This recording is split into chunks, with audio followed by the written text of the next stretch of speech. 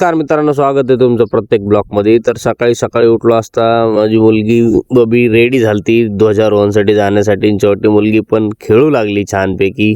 मग मी निघालतो आंघोळ करून फ्रेश करून सिरसाळा पोलीस स्टेशनला. तिथं रक्तदान शिबिरांचे आयोजन केले ते SP साहेब आणि तिडके मॅडम यांनी.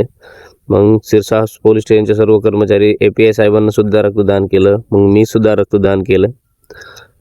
रक्तदान हे सर्वात अमूल्य दान आहे, श्रेष्ठ दान मानलं जातं मानवतेच्या धर्मातून. तर तुम्ही पण करत जा. आम्ही पण केले काल रक्तदान.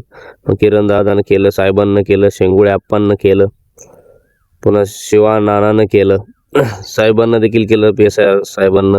हे प्रवीण भाऊनं देखील काल ब्लड डोनेट केलं. बऱ्यापैकी सिरसाळा पोलीस स्टेशनला काल एक 60+ बॅग रक्तदान शिबिर झाले. शेवटी सिरसाळाचे आमचे प्रिय मित्र अडेकर साहेब यांना सुद्धा वर्किंग काम असताना सुद्धा ब्लड डोनेट केलंय.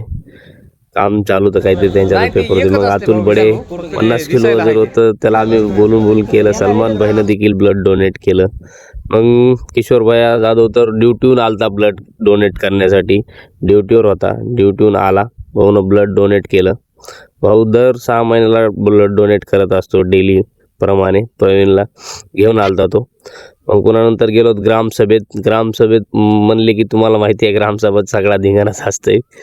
आज 15 ऑगस्टमुळे ग्रामसभा ठेवली होती सरपंचनं. तर बऱ्यापैकी मुद्द्यांवर चर्चा झाली. काही मुद्दे थोडेसे राहिले पण बऱ्यापैकी चर्चा झाली. आम्ही असंख्य गावकरी सर्व ग्रामसभेला उपस्थित होतो. अमोल भैया देखील प्रश्न त्याचे मांडू लागला. 1 नंबर प्रश्न मांडलेत.